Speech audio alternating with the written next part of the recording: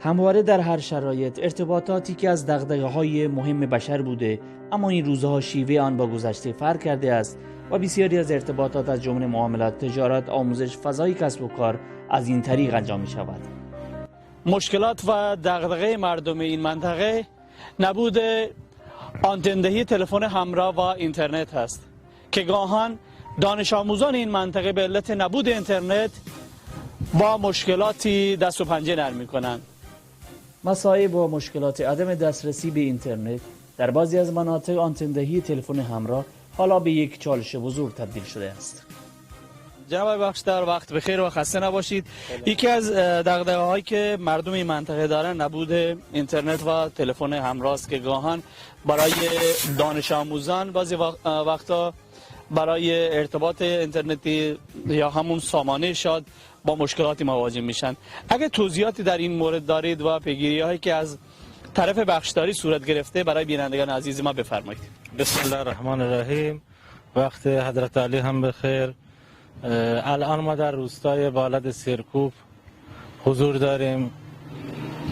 مشکلاتی که به ما منعکس شده از زمانی که من اومدم بخشدار شدم این نبود ارتباطات بوده. اون هم دلیلش این بوده که تو همین مسیر خط فیبر نوری قطع می‌کردن. الان این قطعی یا اینکه سارقین این کارو انجام میدهند یا اینکه به دلیل ورزش باد ما تو همین مسیر داشتیم می اومدیم میدیدیم خیلی از سیما آویزان بود. همین آویزانی باعث میشه که حتی احشام هم از اینجا تردد بکنن به شاخه یکی گیر بکنه کنده میشه.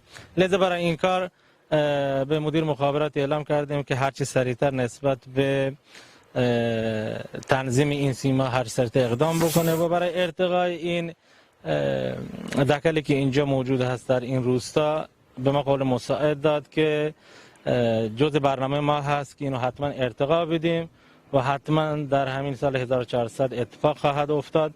برای حل موقت این مشکل با استان حتما در تماس خواهد بود. اینطور که آقای مدیر مخابرات ما گفت تا یک شنبه ان شاء الله جوابش خواهد داد که اگر بتونه از طریق